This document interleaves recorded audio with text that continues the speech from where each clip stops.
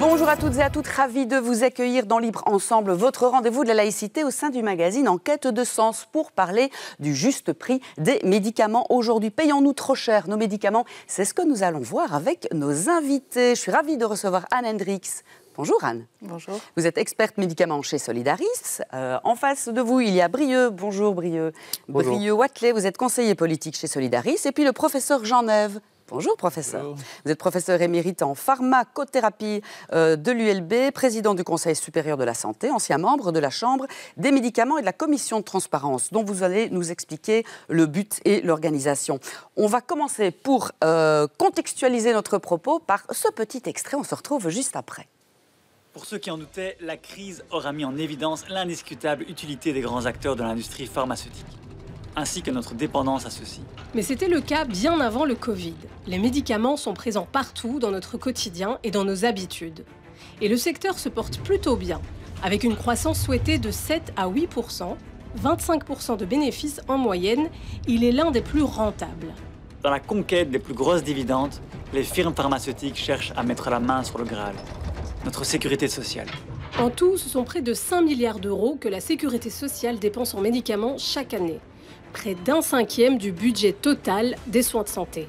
Ce chiffre augmente car le secteur fait évidemment tout pour vendre ces nouveaux médicaments le plus cher possible. Alors que les acteurs de la sécurité sociale tirent la sonnette d'alarme, Tout va bien vous propose d'y voir plus clair. Voilà, donc pourquoi et comment sont calculés le prix de nos médicaments? Les paye-t-on trop cher? Est-ce que les entreprises et les firmes pharmaceutiques se font du surprofit? C'est ce qu'on va voir avec vous. Brieux, d'abord, pourquoi est-ce que Solidaris lance donc cette campagne? Je le rappelle, et j'ai oublié de le dire, ce film documentaire s'appelle Tout va bien, il est produit par la SBL Z, et on peut retrouver sur le site lejusteprixdesmédicaments.be l'entièreté de ce documentaire qui fait une vingtaine de minutes. Vous lancez une campagne chez Solidaris pour alerter et dire, voilà, le juste prix des médicaments doit être calculé. Stop au profit, au surprofit. Nous allons, dans l'avenir, ne plus pouvoir payer ces surprofits et le coût de ces médicaments. Pourquoi est-ce que Solidaris s'intéresse à cette question et quelle a été sa démarche et ses calculs, finalement? Parce que Solidaris, c'est une mutualité. Les gens, de manière générale, comprennent que nous nous chargeons du remboursement des soins de santé. Mais ce que les gens, parfois, comprennent moins bien, c'est que Solidaris défend un projet de société, une vision de société. Elle le défend dans une série d'instances. Finalement, nous participons à la construction d'une politique publique en matière de santé. Et dans ce projet de société, un des piliers indispensables pour nous, c'est l'accessibilité. Et si vous voulez, l'outil qui permet et qui rend possible l'accessibilité aujourd'hui, c'est la sécurité sociale. La sécurité sociale, si vous voulez, c'est une arme de redistribution massive. Et l'argent de la sécurité sociale vient principalement des cotisations sociales, c'est-à-dire du travail, de la rémunération, du salaire des travailleurs. Il faut que l'argent serve à redistribuer. L'argent qui est collecté au sein de la sécurité sociale doit servir principalement à rendre accessibles les soins de santé. C'est une manière de redistribuer la richesse aujourd'hui en Belgique. Force est de constater aujourd'hui qu'en matière de médicaments, une partie de cet argent-là ne sert plus à ça. Et donc la sécurité sociale ne joue pas son rôle. Et c'est la raison pour laquelle nous, on tire la sonnette d'alarme en disant attention, là, sur les médicaments, la sécurité sociale et l'argent qui est dépensé l'est mal et ne sert plus à rendre accessibles les soins de santé. Première chose. Deuxième chose, il y a une question de démocratie derrière notre campagne. Et il faut bien la comprendre. On sait aujourd'hui qu'il y a une partie importante et conséquente des négociations sur les médicaments qui est opaque, qui n'est pas transparente, pas transparent. Opacité et démocratie, c'est des antagonismes. Si on veut que les citoyens se sentent complètement intégrés dans notre processus démocratique, il faut que les décisions soient transparentes elles-mêmes. Aujourd'hui, sur la question des médicaments, il y a une part qui est opaque. Et c'est aussi la raison pour laquelle on tire la sonnette d'alarme. Donc d'une certaine manière, on est parfaitement dans notre rôle de mutualité. On tire la sonnette d'alarme parce qu'on pense qu'il y a mieux à faire. Et on tire notre sonnette d'alarme pas seulement avec, si vous voulez, une forme de critique acerbe, aveugle de ce qui se passe dans le système. On propose des alternatives concrètes qui permettent d'améliorer le système pour que demain, eh bien, les médicaments soient mieux gérés, soient régulés et permettent finalement à ce qu'un maximum de patients puissent être remboursés et accès aux soins de santé. Vous proposez d'ailleurs un juste calcul des médicaments parce que vous faites le constat que 20% des dépenses pour ces médicaments pourraient être économisées chaque année. Ça fait environ 1 milliard d'euros, ce qui est énorme. Mais alors, Est-ce vrai que l'industrie pharmaceutique fait du surprofit, veut maximiser son profit? Et comment calcule-t-on ces médicaments? Je me tourne vers Anne Hendricks et vous, professeur Neve, puisque vous êtes tous les deux experts en la matière. Professeur Neve, vous avez quand même fait partie de la Chambre des médicaments et de cette commission de transparence. D'abord, comment calcule-t-on le prix d'un médicament? Dites-nous. Le prix d'un médicament se calcule évidemment sur base de l'investissement nécessaire pour créer ce médicament. Donc c'est un processus extrêmement long. Pour développer un médicament, il faut 10 ans et plus. Ça coûte extrêmement cher parce qu'il faut payer évidemment les personnes qui développent ce médicament. On parle parfois d'1 milliard de coûts d'un nouveau médicament. En fait, il faut tester énormément de molécules ou de produits avant d'arriver à une bonne molécule. Donc, ça coûte très cher, ça dure longtemps, et donc les industries pharmaceutiques réclament un juste prix. On parle de juste ici. Mais donc, ces prix sont négociés. Donc, d'une part, l'industrie dépose un dossier à la commission des prix. Et je m'étonne quand les mutualités disent qu'elles veulent un peu plus de transparence parce qu'elles sont présentes dans cette commission de prix, donc elles peuvent, ainsi que d'autres partenaires, discuter. Il y a des représentants des mutuelles. Il y a des représentants des mutuelles, bien sûr, dans cette commission des prix. D'ailleurs, qui nous expliquera son point. Qui peuvent discuter du prix. Bon, maintenant, ce qui se passe après, là, c'est plus opaque, effectivement. C'est-à-dire que une fois que le prix est proposé, accepté par cette commission, ça passe du côté des politiques. Et le politique négocie encore avec la firme, c'est-à-dire qu'il essaie encore d'avoir le médicament moins cher. Donc finalement, à toujours essayer d'avoir moins cher, les industries, à un certain moment, en ont marre et disent « nous, on ne développe plus, on ne vend plus de médicaments à la Belgique parce qu'on nous donne trop peu d'argent par rapport à ce que ça coûte ». Donc vous pensez-vous que ce prix, il est ce qu'il est, mais il n'est pas trop injuste et que ce sont les risques encourus par les industries pharmaceutiques qui doivent être finalement englobés dans la totalité? Parce qu'on le sait, sur X recherches, effectivement, toutes n'aboutissent pas à une molécule. Bien sûr, bien sûr. Donc le coût les médicaments représentent, d'après certains chiffres, 16% des coûts des soins de santé. On parlait de 20% dans votre film. La vérité doit être quelque part là entre les deux. Donc, c'est pas énorme. Quand on voit l'énorme coût des soins de santé, ça représente un coût mineur. Bon, on est tous pour avoir des médicaments moins chers. Moi, le premier, bien sûr. Mais il faut quand même rétribuer les gens qui prennent le risque, parce que c'est vraiment des prises de risque que font les firmes pour développer ces médicaments de plus en plus sophistiqués, de plus en plus complexes. Ce sont des grosses molécules, des produits biologiques, etc.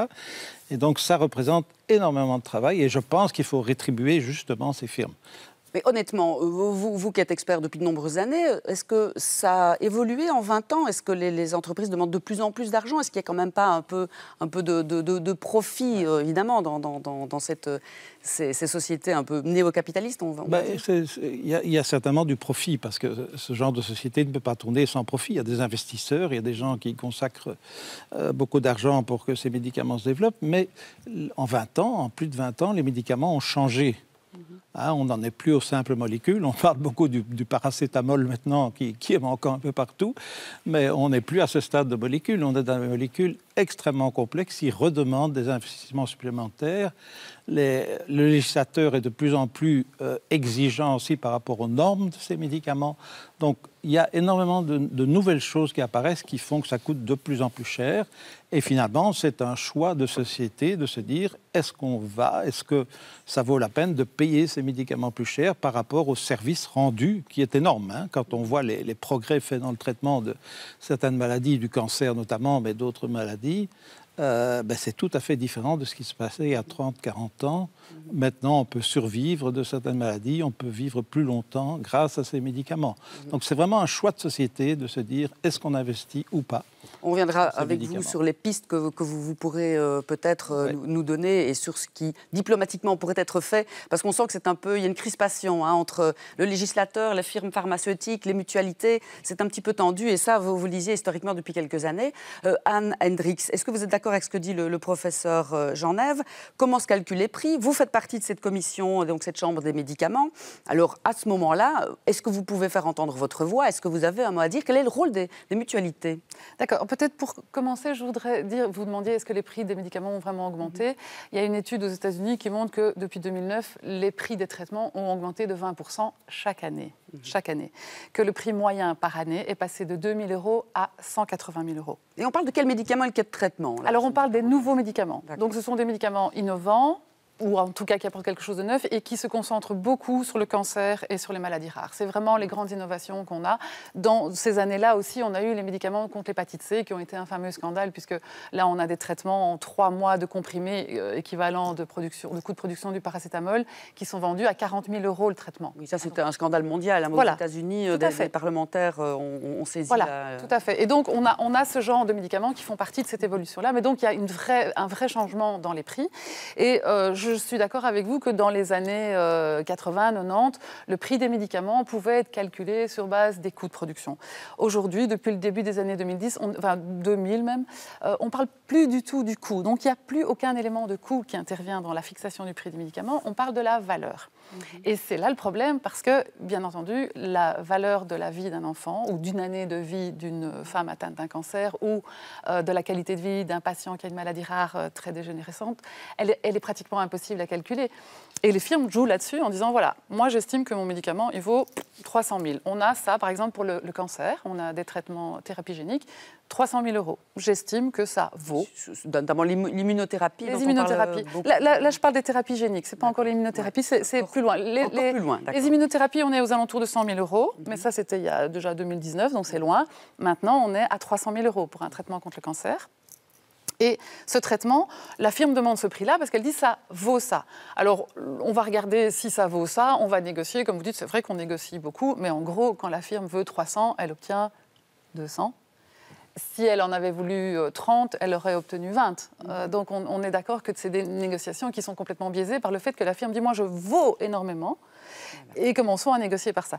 Alors, je voulais compléter l'information. Effectivement, les affaires économiques, il y a une commission des prix dans laquelle je suis. Et c'est là que commence l'opacité totale. Donc, on reçoit un prix qui va dire, par exemple, 300 000 €. Il va nous dire 250 000 €, c'est le prix de transfert. Donc, c'est le prix que ma société mère me facture. Je ne peux pas vous dire ce qu'il y a dedans, parce qu'on me le facture, c'est tout ce que je sais. Et puis, au-dessus de ça, je vais mettre les marges et tout ça. Mais donc, ces 250 000, moi qui suis dans cette commission, je vois 250 000 points. Il n'y a rien qui me dit quel a été l'investissement en recherche, quel est le coût de production. Aucun élément ne me permet de savoir ce qu'il y a dans ce prix. Après ça, je suis aussi à la commission de remboursement des médicaments qui, elle, reçoit ce prix qui est passé comme ça aux affaires économiques. Qu'est-ce que vous voulez qu'on fasse? Dire que ça vaut moins? J'en sais rien, ce que ça vaut moins. Donc, on va arriver à la commission de remboursement des médicaments. On va regarder la valeur, on va dire, ça ne vaut pas du tout ça, on veut descendre de 70%. Et puis la firme va dire, écoutez, je ne peux pas descendre d'autant, mais je peux descendre de beaucoup, je ne dis pas de combien, mais je peux le faire que si c'est un cadre secret. Donc je veux bien, mais on va aller en négociation de contrat confidentiel.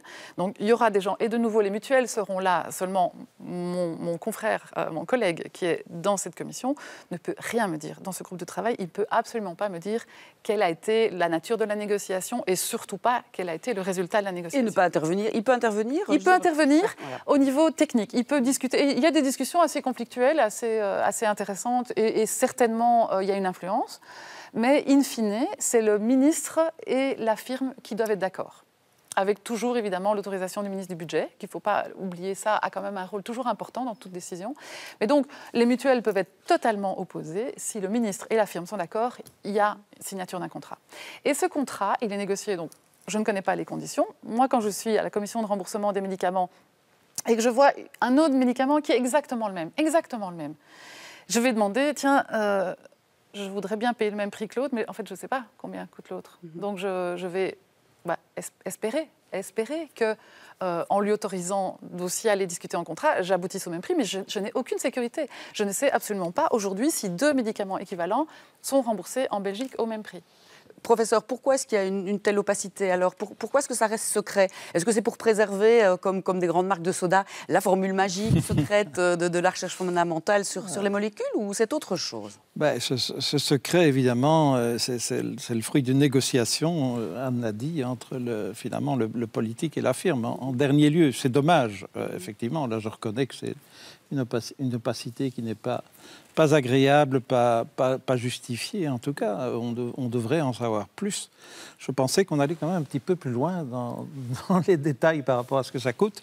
Et alors, je m'étonne que vous avez pu le calculer dans votre rapport en disant que c'est totalement opaque, et puis la mutualité socialiste, solidariste, tout d'un coup, parvient à calculer ce prix. Donc voilà, ça question, c'est des choses très étonnantes. Il le fait à ma place, effectivement. Vous dites, on a trouvé le moyen pour calculer le juste prix, sauf qu'il y a tellement d'opacité que comment y êtes-vous arrivé, voilà, tout à fait. le professeur? Alors, déjà, on commence par calculer, par donner une vision de ce que nous estimons comme juste. C'est la première chose, parce qu'évidemment, la justesse ou la justice, c'est un critère. Donc vous avez des scientifiques dans votre équipe qui peuvent analyser aussi le travail en cours. On parle plus d'éthique que de science à ce niveau-là, puisqu'il faut dire qu'est-ce que nous, on estime comme juste. Alors, c'est quoi un prix juste? C'est un prix qui, à la fois, rend un médicament accessible, puisqu'un médicament qui n'arrive pas au patient n'a aucun intérêt. On parle de justice sociale, évidemment. De justice sociale. Mais juste aussi parce que ça doit couvrir les coûts de l'entreprise, mais ça doit aussi récompenser suffisamment l'innovation et inciter à la bonne innovation. Ça ne nous intéresse pas d'avoir des médicaments nouveaux qui sont sur des maladies pour lesquelles on a déjà 15 traitements. On a 7000 maladies rares pour lesquelles il n'y a rien. C'est celles-là qu'on veut voir en premier. C'est les cancers pour lesquels il n'y a rien qu'on veut voir en premier. Ce n'est pas un petit supplément de valeur. Donc, estimer ça, ce qu'il faut pour couvrir les coûts de l'entreprise et pour inciter à l'innovation, on peut le faire non pas effectivement en connaissant les structures des prix complètes des firmes, puisque ça c'est secret, mais en regardant dans la littérature, parce qu'il y a quand même beaucoup de gens qui sont intéressés à cette question. C'est quelque chose qui est beaucoup discuté pour le moment, parce que tout le monde constate des prix qui sont scandaleux, et donc tout le monde va gratter. Et on voit des coûts de recherche-développement, par exemple, on dit très très cher, d'accord, qui sont entre 60 millions et 250 millions quand c'est fait dans un cadre non industriel. Donc des ONG peuvent le faire pour 60 à 250 millions. J'allais le dire, on dit souvent que la recherche fondamentale est d'ailleurs occupée par des laboratoires universitaires, souvent d'ailleurs, les fonds viennent des téléthons et autres. Je ne parle pas du développement qui est fait par la firme. Enfin, moi, je parle du développement qui est fait par la firme, mais vous avez raison d'insister sur le fait qu'avant ça, il y a toute la recherche qui est financée par le public, et on est au niveau mondial pas loin de la moitié. Donc, à peu près la moitié de la recherche qui est financée par le public ou le caritatif, ou les télétons et autres, et un peu plus que la moitié qui est financée par l'industrie. Donc, cette première partie de la recherche, ça c'est déjà payé une première fois. A priori, dans un système juste, on ne paye pas une deuxième fois pour quelque chose qu'on a déjà payé. Ça ne ressemble pas à de la justice sociale. Et après ça, effectivement, l'industrie nous dit que ce sont des coûts gigantesques. On voit que dans des environnements où on n'essaye pas de faire du profit, c'est tout à fait raisonnable. L'industrie va vous dire, regardez, nous, on peut démontrer que ça coûte jusqu'à 2,5 milliards pour développer un nouveau médicament. D'accord, avec un petit peu de détail. Et dans le détail, vous vous rendez compte qu'ils disent que la moitié de ces 2,5 milliards, c'est ce qu'on appelle le coût d'opportunité de l'investissement. Donc, si au lieu de faire de la recherche pour ce médicament, je l'avais placé dans une firme concurrente, ou dans le pétrole, ou dans la chimie, ça m'aurait rapporté plus d'1 milliard. Donc, l'industrie dit, il faut me payer ça aussi. J'aurais pu faire plus d'argent que ce que je fais. Parce qu'évidemment, le problème, Brio-Atlet, il est mondial. Ces firmes-là, évidemment, sont tentaculaires. Et donc, on parle de nos prix des médicaments ici en Belgique, mais comment se constitue au niveau européen? Nous avons un État social fort, des mutualités qui nous remboursent. Donc, moi, à la pharmacie, je ne paye pas trop. Mais est-ce qu'ailleurs dans le monde, on va vers ce schéma-là? D'abord, j'aimerais réagir. Il y a parfois, moi, dans ce débat, j'ai l'impression qu'on parle du médicament comme on parle de n'importe quel autre produit commercial. Un médicament... On vient de dire du pétrole. Oui. Un médicament, on ne peut pas comparer un médicament à n'importe quel produit commercial qui est vendu sur le marché. Et donc, quand on parle de les firmes pharmaceutiques doivent générer du profit, mais oui, mais ce profit, il doit avoir une limite. Il doit avoir une limite eu égard à la fonction différente que le médicament occupe dans notre société. Hier, Pfizer dépose son bilan. En 2022, en 2022, c'est 31 milliards d'euros de profit net. Je veux dire, est-ce que dans une société... Ils sont réinvestis sans doute dans la recherche. Non, c'est des profits nets qui vont directement... Là, on parle d'un profit net. Donc, ça veut dire que le coût en recherche, le coût de développement a déjà été amorti. Donc, à un moment, moi, je trouve qu'il faut poser cette question. Il faut avoir le courage de poser cette question. Est-ce qu'aujourd'hui, dans une société telle que la nôtre, qui a traversé une pandémie, qui traverse une crise énergétique folle, est-ce qu'on est prêt à utiliser notre sécurité sociale pour finalement engranger et donner des surprofits à des firmes pharmaceutiques qui osent nous donner un bilan à 31 milliards d'euros nets de bénéfices. Moi, je pense qu'il faut poser cette question-là. Pour des médicaments, je crois qu'il faut la poser, cette question. Alors, dans quel sens ça va? Mais pas dans la bonne direction, malheureusement. Et c'est la raison pour laquelle on tire la sonnette d'alarme aujourd'hui. Nous, ce qu'on dit, c'est évidemment que l'innovation, la stimulation technologique des firmes pharmaceutiques, elle doit pouvoir, à un moment, être récompensée. Et c'est ce que Anne vient de le dire dans notre modèle. On intègre, on dit 8% de profit pour les firmes pharmaceutiques et on peut même monter jusqu'à 48% de profit. Donc, vous voyez, on n'est pas sur la définition d'un modèle stalinien. Hein. Là, on est vraiment sur un modèle qui respecte complètement la structure du marché dans laquelle s'insèrent les firmes. Mais par contre, on dit ça doit être limité, exactement de la même manière par laquelle le gouvernement fédéral a essayé de limiter les surprofits des grandes firmes énergétiques. Il y a là un problème. En période de crise sociale, est-ce qu'il est normal que des géants industriels continuent à faire du surprofit finalement sur la crise en sachant que derrière, il y a un outil de redistribution massif qui est appelé sécurité sociale qui va de toute façon compenser, de toute façon. Et c'est là où je trouve qu'il y a un débat de société qui est vraiment intéressant à mener et que les politiques, parce que évidemment, est-ce qu'on peut en vouloir aux firmes pharmaceutiques de jouer dans un jeu dans lequel elles sont finalement largement favorisées? Non, je ne crois pas. Donc c'est aux politiques de prendre ses responsabilités et d'instaurer un système de régulation en commençant par obliger les firmes pharmaceutiques à être transparentes sur leurs coûts.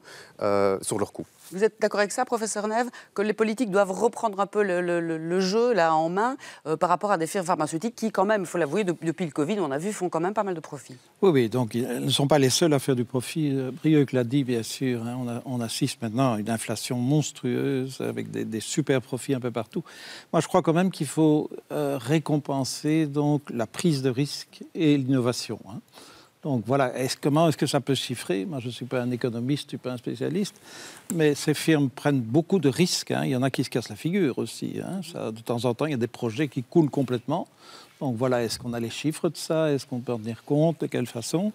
Et puis l'innovation, reconnaissons qu'elle est quand même fructueuse, qu'elle nous a quand même donné d'énormes développements dans le domaine du médicament. Est-ce qu'elle est fructueuse en Belgique et en Europe? S'il vous plaît. Est-ce qu'elle est fructueuse chez nous aussi? Elle est très fructueuse en Belgique. On est un pays modèle pour le développement de nouvelles molécules, hein, ou de vaccins et autres. La Belgique est connue au niveau international comme un bon producteur d'innovation, en tout cas. Et est-ce qu'on pourrait ne pas dépendre alors de la fabrication ailleurs dans le monde? Ouf.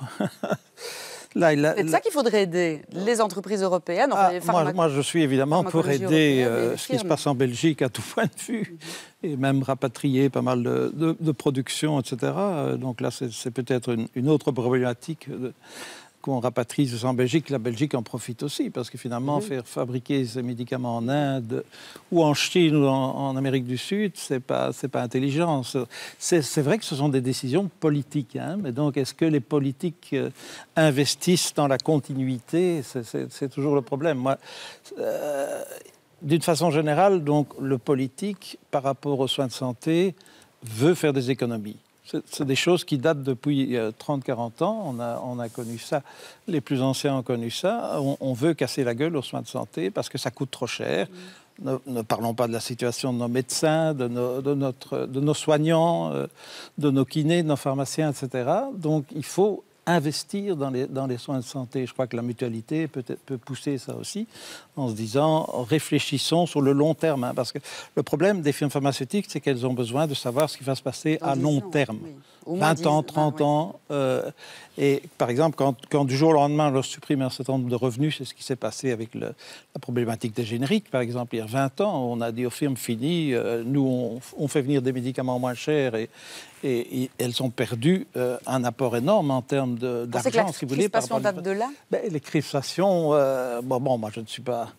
Je n'ai pas l'âge de savoir ce qui s'est passé avant, mais c'est quand on a voulu réduire le coût des soins de santé, si vous voulez, que les véritables problèmes sont arrivés. Je me rappelle, il y a 20-30 ans, quand on parlait de la problématique des médecins, est-ce qu'on aura assez de médecins dans 20-30 ans? Voilà, on est devant le bilan actuel. On est malheureux en soins de santé. Il n'y a pas qu'en Belgique, hein, la France aussi, que je connais bien.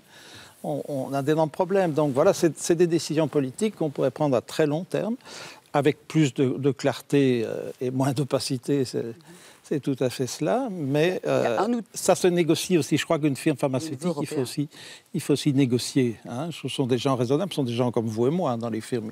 Il y a bien sûr les gros investisseurs, les gens qui prennent les risques, mais ceux qui travaillent tous les jours sont des gens comme nous, ils n'ont pas envie de payer plus cher leurs médicaments. Donc je pense qu'avec la discussion, on peut arriver à des choses plus raisonnables. Mais il faut échanger des arguments, il faut discuter. Anne Brieux, d'ailleurs, c'est sur la table également. Ce que Solidaris propose, ce serait par exemple un modèle de prix européen juste, le fair price. Il nous reste environ 3 minutes. Anne, expliquez-nous. Oui, mais le principe, alors je suis d'accord qu'il faut absolument travailler au niveau européen. Par contre, je ne suis pas d'accord qu'on peut négocier facilement avec les représentants des firmes pharmaceutiques ici qui, eux, doivent... Voilà, qui n'ont aucune marge de manœuvre. En fait, ils reçoivent des niveaux en dessous desquels ils ne peuvent pas descendre. Et vous demandiez tout à l'heure, Brieux, comment sont les prix en Europe? Ils sont tous masqués, donc ils sont opaques, on ne connaît aucun prix, mais en gros, on est tous dans les mêmes ordres de grandeur, puisque les consignes sont très claires au départ des headquarters. Donc, la vraie manière de négocier, c'est de négocier en tant qu'Europe. En tant qu'Europe, on est à peu près à 450 millions d'habitants, on est 35%... Un peu plus fort, évidemment. Voilà, on est 35% du marché des médicaments innovants. Quelle firme pharmaceutique ne va pas négocier avec 35% du marché? Il n'y en a pas une. Et donc là, on sera vraiment fort. Et c'est pour ça que notre modèle, effectivement, il ne se base pas sur un prix qu'on pourrait appliquer en Belgique, mais un prix qu'on pourrait appliquer au niveau de l'Europe. Et nous, ce qu'on demande, simplement, c'est de, pour le moment, documenter le prix juste en Belgique dans les dossiers de remboursement. On regarde, la firme demande 300, nous, dans notre modèle, on est à 40. Expliquez-nous la différence entre les deux. Et comme je disais, il y a un aspect psychologique aussi. Quand on vous dit le prix est à 300, vous allez peut-être descendre à 200. Si je vous dis le prix juste est à 40, on va peut-être monter qu'à 100. On va peut-être arriver à un petit peu mieux comprendre à quel point c'est scandaleux ce qu'on paye. Quand vous dites à quoi servent les profits, est-ce que les profits servent vraiment à être réinvestis dans la recherche? Je regardais là aussi une information, Novartis, qui utilise 15 milliards de dollars pour se faire du rachat de ses propres actions pour faire monter son cours. Donc, ils ont 15 milliards de dollars générés par nous, par la les coûts sont permis, qui sert juste à faire monter la valeur de leur entreprise. C'est tout. Et Novartis, c'est ceux qui commercialisent un médicament qui a 1 900 000 €, le Zolgensma, qui a fait l'objet d'un crowdfunding en Flandre où 1 million de Belges ont donné de l'argent. Novartis a pris 1 900 000 € pour la petite Pia, et qui va très bien d'ailleurs, c'est la bonne nouvelle. Mais quand on est capable de mettre 15 milliards de dollars pour acheter ses propres actions, on peut peut-être faire un petit effort quand on a des enfants dans des situations comme ça. Donc, un fair price européen, Solidaris Seattle, et aussi une pétition, il nous reste 30 secondes, Brieux Wathelet, pétition citoyenne qui sera déposée au Parlement fédéral dans l'objectif d'ouvrir le débat, justement. C'est ça, l'idée c'est de créer un débat politique, démocratique autour du modèle que Anne vient de présenter. L'idée étant de l'intégrer, d'intégrer ce modèle dans la loi et de rendre ça obligatoire. C'est-à-dire qu'au sein de cette commission, on puisse discuter clairement et de rendre les décisions plus transparentes et les coûts plus transparents. Une adresse internet Le juste prix des médicaments.be. Comme on a dit au début d'émission. Comme on a dit au début d'émission, sur l'onglet pétition, vous pouvez signer votre pétition en ligne. Voilà. On se revoit fin d'année pour savoir s'il y a eu un petit avancement grâce à cette campagne. Merci professeur Neuf d'avoir été des nôtres, Anne Hendricks et bien sûr Brieux Wathelet. Très bientôt pour un autre rendez-vous de la laïcité. Merci à vous d'avoir choisi de nous suivre. À très bientôt.